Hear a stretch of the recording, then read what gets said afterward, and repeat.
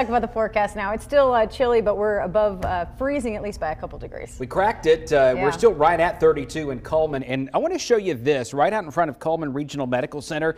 You can see how the slope there of the entrance to the hospital has dried a bit. So that may not be quite as slick after sunset right here. But look at Highway 157 in this intersection where all of the crusted ice has melted and it's still slushy.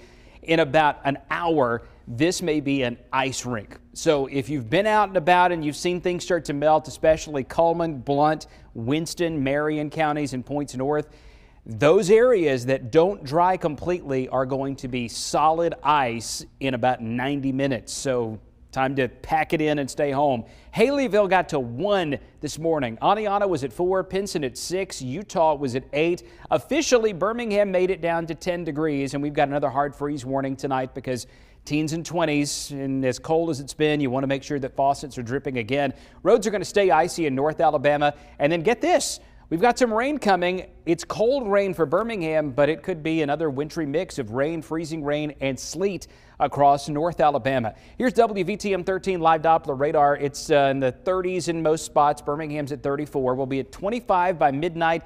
Then I think we just hold between 20 and 25 degrees for most of the overnight into tomorrow morning.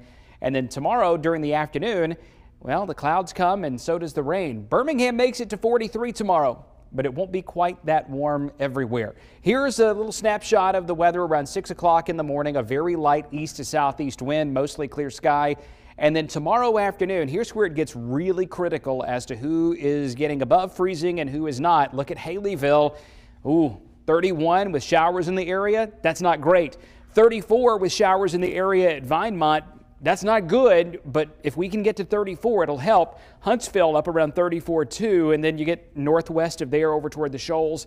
If you have to drive up that way, I just wouldn't do it with the potential of freezing rain. Now, Jefferson, Shelby, Tuscaloosa County, Pickens County, I think we're in the clear on this one. It's just going to be a miserably cold rain. Watch how it turns out for us. 10 o'clock in the morning, might get a few sprinkles around here that have some sleet mixed in with it. But with temperatures above freezing in the Birmingham metro, you don't have to worry about this. But look at Hamilton, some precip and 27. Cullman gets a little round of freezing rain that may turn over to all rain at some point in the afternoon, which could help to thaw the roads a bit.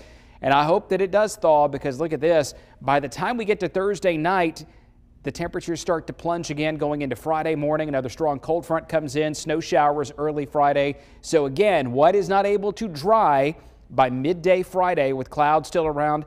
Solid ice across North Alabama again. So some minor accumulations of freezing rain could add a little bit more headache to some of the problems already in North Alabama, but it's basically the same places that are already affected by it. And then it's just a very cold rain around central Alabama. One last big punch from the Arctic comes in on Saturday. This one takes us down to the single digits and teens again early Saturday morning, but then finally by Sunday, some warmer air starts getting closer, and that's the trend for next week. So Saturday's high 27, Sunday's high 41. And then we are headed back into the low 50s on Monday, Tuesday close to 60, and then some rain likely toward the middle part of next week. You're watching WVTM 13 News.